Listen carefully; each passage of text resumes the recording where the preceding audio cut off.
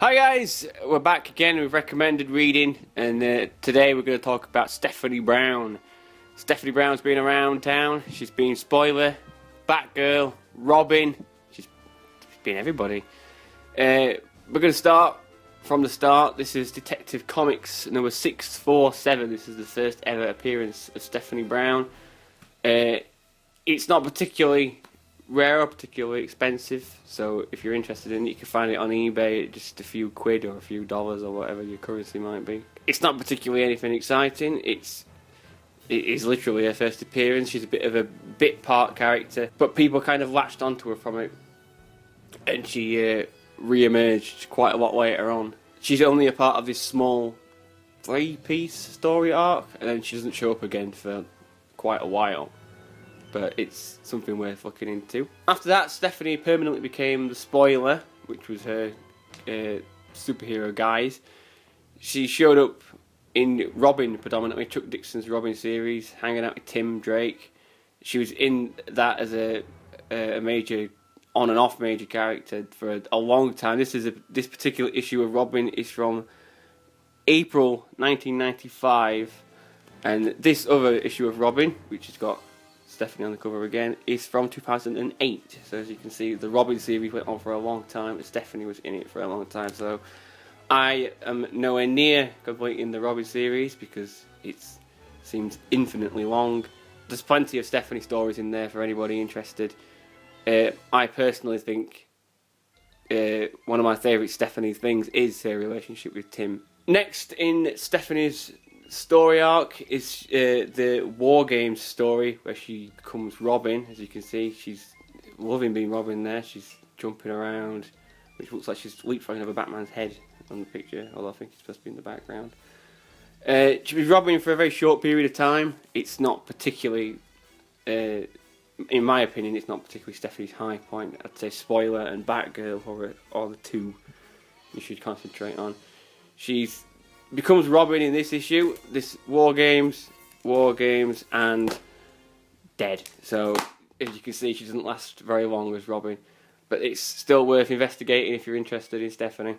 Now this is the Holy Land, the mother of comics. This is probably one of my favourite ever comic arcs, well, comic runs, ever made. It's Stephanie's run as Batgirl by Brian Q. Miller. The Q is very important. It's not really, I don't know why. It's absolutely fantastic. It's 24 issues long, and it was cancelled for some reason.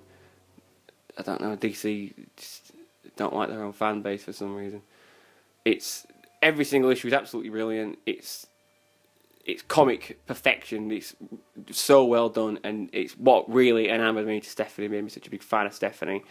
It's one of the few comic series where I made a proper attempt to hunt down every copy and properly complete the collection, which I have every single issue of Stephanie's Batgirl run. It was definitely, if you want to get into Stephanie Brown or Batgirl in general, I would absolutely, or comic books, if you've never read a comic book before, I would definitely suggest reading Stephanie's Batgirl run. It's absolutely fantastic. Cannot recommend it enough. And finally, we've got New 52 Stephanie. After the New 52 reboot, Stephanie just vanished from the face of the earth,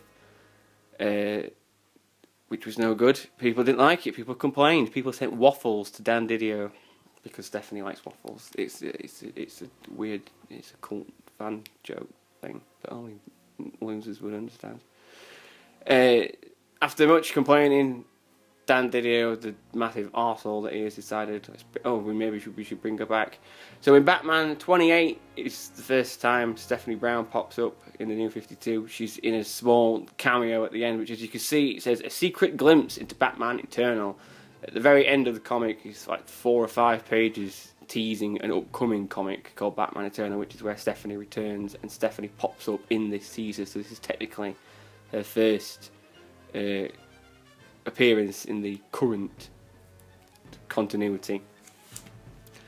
And this is Batman Eternal with Stephanie on the front. This is not the first time she appears in Batman Eternal, but it's the one where she's actually on the cover, so I thought it would be best to choose this one. I'm not majorly a fan of Batman Eternal. It was a bit up and down in places, but if you're wanting to stick to current continuity, and get into Stephanie. Batman Eternal is your place to be.